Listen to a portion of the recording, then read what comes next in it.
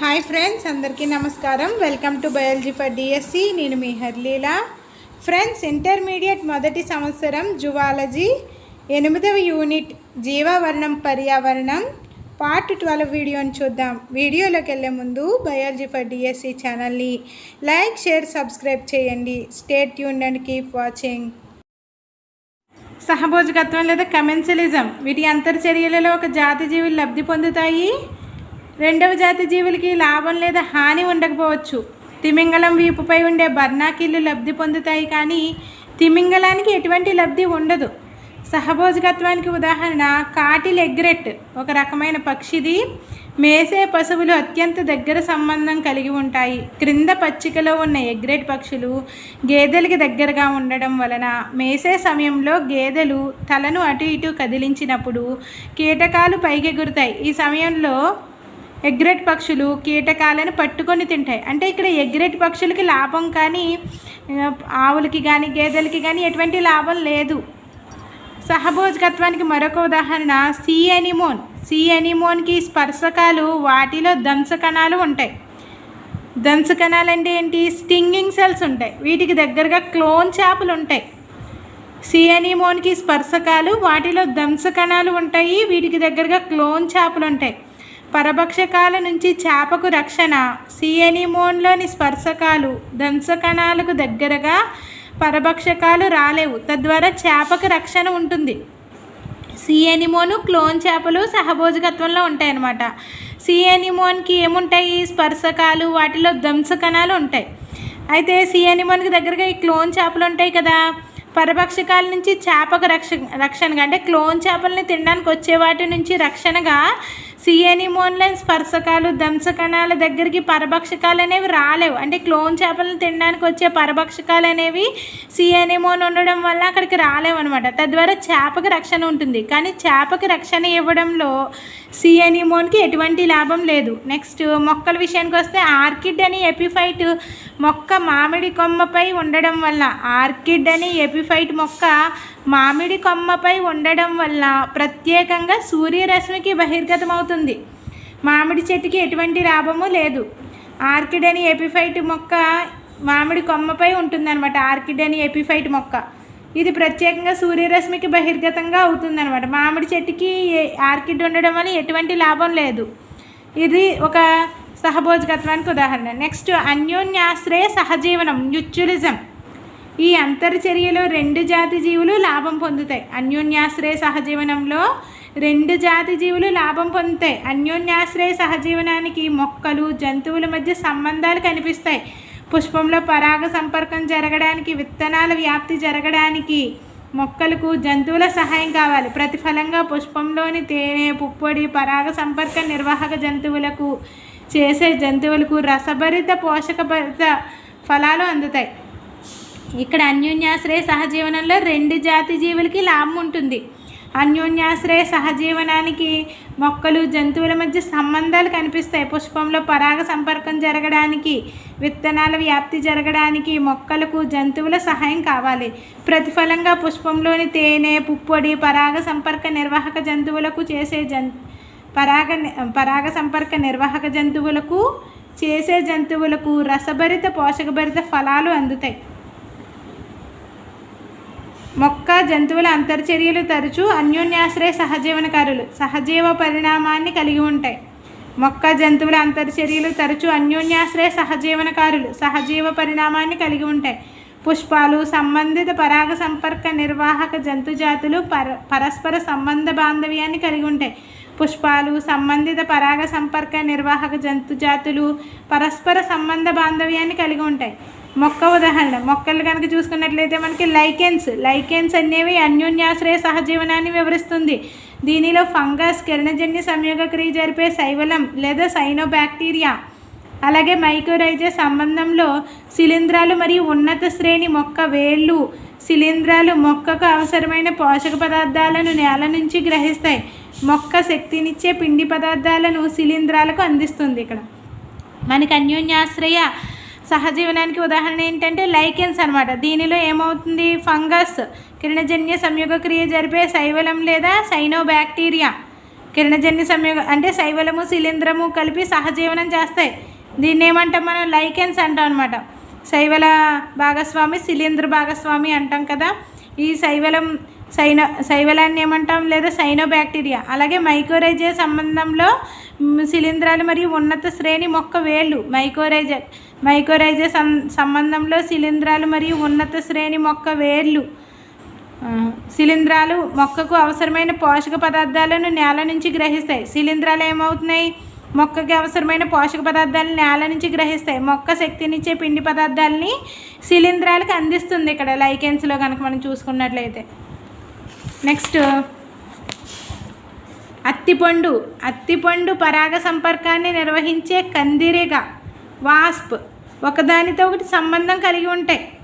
అత్తిపండు fig tree పరాగ సంపర్కాన్ని నిర్వహించే కందిరీగ. ఇక్కడ మనం పటంలో చూడొచ్చు అనమాట. పరాగ సంపర్కం, అత్తిపండు చెట్టు, కందిరీగ మధ్య సహజీవనం. కందిరీగతో పుష్పంలో పరాగ సంపర్కం చేస్తే అత్తిపండులో ఏమో కందిరీగ గుడ్లు పెడుతుంది అనమాట.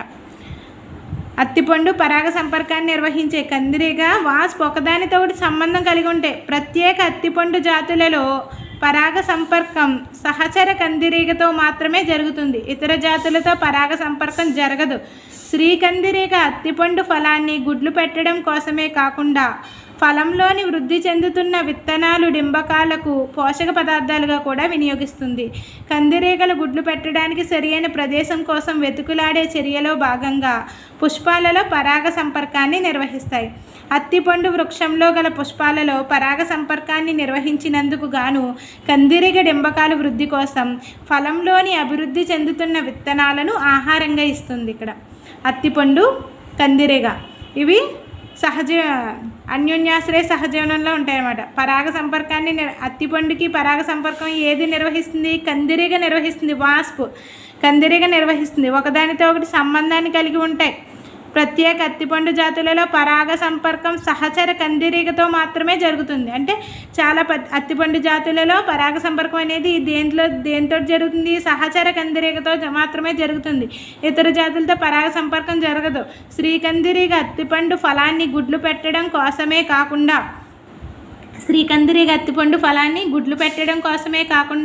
ఫలంలోని వృద్ధి చెందుతున్న విత్తనాలు డింబకాలకు పోషక పదార్థాలుగా కూడా వినియోగిస్తుంది. ఫలంలోని వృద్ధి చెందుతున్న విత్తనాలు డింబకాలకు పోషక పదార్థాలుగా కూడా వినియోగిస్తుంది. కందిరీగలు గుడ్లు పెట్టడానికి సరైన ప్రదేశం కోసం వెతుకులాడే చర్యలో భాగంగా పుష్పాలలో పరాగ సంపర్కాన్ని నిర్వహిస్తాయి.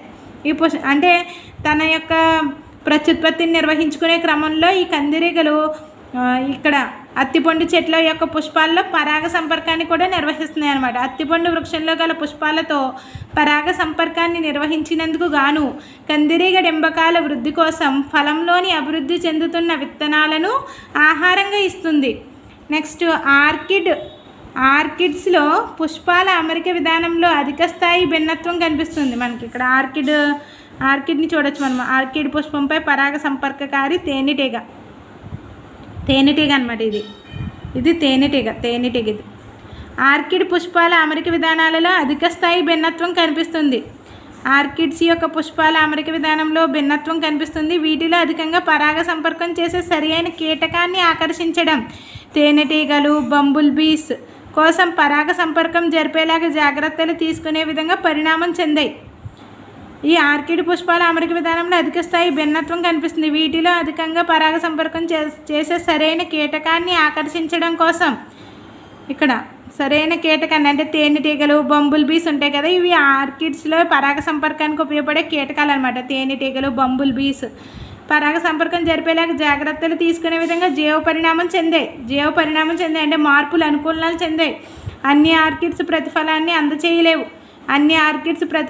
అందచేయలేవు. మెడిటేరియన్ ఆర్కిడ్ ఓఫ్రిన్లో పరాగ సంపర్కం నిర్దిష్టమైన సహచర తేనెటీగ జాతి కోసం లైంగిక మోసం ప్రదర్శిస్తుంది. లైంగిక మోసం సెక్సువల్ డిసైట్ని ప్రదర్శిస్తుంది. ఆర్కిడ్ పుష్పంలో ఒక ఆకర్షక పత్రావళి స్త్రీ తేనెటీగలాగా పరిమాణం, వర్ణం, గుర్తింపు చిహ్నాలు కలిగి ఉంటాయి. మగ తేనెటీగ ఈ ఆకర్షక పత్రావళిని స్త్రీ తేనెటీగగా భావించి మిథ్యా సంపర్కాన్ని నిర్వహిస్తుంది. ఈ చర్య జరుగుతున్నప్పుడు పుష్పంలోని పరాగరేణువులు ఈ తేనెటీగకు అంటుకుంటాయి. తరువాత ఇదే మగ తేనెటీగ మరొక ఆర్కిడ్ పుష్పం ఆకర్షక పత్రావళిపై చేరి మిథ్యా సంపర్కాన్ని పుష్పంతో నిర్వహిస్తే పరాగరేణువులు ఈ సమయంలో ఆ పుష్పంలోకి బదిలీ చేయబడతాయి. ఇక్కడ సహజీవ పరిణామం ప్రకృతిలో ఏ విధంగా పనిచేస్తుందో తెలుస్తుంది.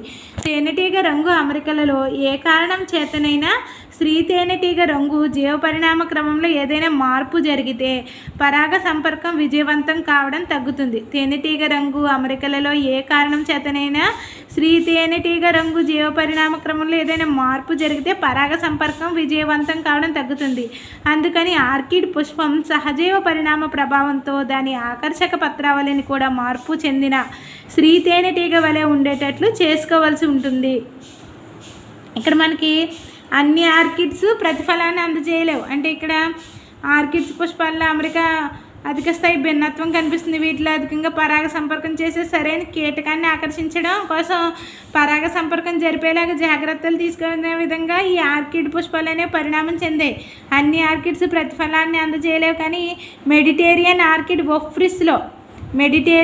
ఆర్కిస్ ఒఫ్రిస్లో పరాగ సంపర్కం నిర్దిష్టమైన సహచర తేనెటీగ జాతి కోసం లైంగిక మోసాన్ని ప్రదర్శిస్తుంది. ఇక్కడ మెడిటేరియన్ ఆర్కిడ్ ఒఫ్రిన్లో ఆర్కిడ్ పుష్పంలో ఒక ఆకర్షక పత్రావళి స్త్రీ తేనెటీగలాగా పరిమాణం, వర్ణం, గుర్తింపు చిహ్నాలు కలిగి ఉంటాయి. మగ తేనెటీగ ఈ ఆకర్షక పత్రావళిని స్త్రీ తేనెటీగగా భావించి మిథ్యా సంపర్కాన్ని నిర్వహిస్తుంది. ఈ చర్య జరుగుతున్నప్పుడు పుష్పంలోని పరాగరేణువులు ఈ తేనెటీగకు అంటుకుంటాయి. తర్వాత ఇదే మగ తేనెటీగ మరొక ఆర్కిడ్ పుష్పం ఆకర్షక పత్రావళిపై చేరి మిథ్యా సంపర్కాన్ని పుష్పంతో నిర్వహిస్తే ఇక్కడ ఏమవుతుంది? ఆర్కిడ్ పుష్పాలలో ఒక ఆకర్షక పత్రం అనేది తేనెటీగని ఆకర్షించుకోవడానికి ఆ ఆకర్షక పత్రం అనేది మరొక తేనెటీగ, అంటే ఇక్కడ స్త్రీ తేనెటీగ ఉన్నట్టు పురుష తేనెటీగకి భ్రమ కలిగించేటట్లు తన యొక్క ఆకర్షక పత్రాన్ని పరిణామం చెందించుకుందనమాట. మిథ్యా సంపర్కాన్ని నిర్వహించేలాగా చేస్తుందన్నమాట. పరాగరేణువులు ఈ సమయంలో అప్పుడు ఆ తేనెటీగ వచ్చి మగ తేనెటీగ వచ్చి వాలినప్పుడు అక్కడ మిథ్యా సంపర్కం నిర్వహించేటప్పుడు సహజీవ పరిణామం జరగడం వల్ల ఈ పరాగరేణువులు అనేవి, అంటే దాని కాళ్ళకి అంటుకుని ఉంటాయి కదా పరాగరేణువులు, ఆ పరాగరేణువులు అనేవి పుష్పంలోకి బదిలీ చేయబడతాయి. ఇక్కడ సహజీవ పరిణామం ప్రకృతిలో ఏ విధంగా పనిచేస్తుందో తెలుస్తుంది. తేనెటీగ రంగు అమరికల్లో ఏ కారణం వచ్చినా సరే స్త్రీ తేనెటీగ రంగు వేరేగా ఉంటే ఇంకా మళ్ళీ పురుష తేనెటీగ రాదు అక్కడికి. అందుకని ఆర్కిడ్ పుష్పం సహజీవ పరిణామ ప్రభావంతో దాని ఆకర్షక పత్రాలను కూడా మార్పు చెందిన స్త్రీ తేనెటీగ వలె ఉండేటట్లు చేసుకోవాల్సి ఉంటుంది. నెక్స్ట్ టాపిక్ నెక్స్ట్ వీడియోలో కంటిన్యూ చేద్దాం. Stay tuned biology for DSC.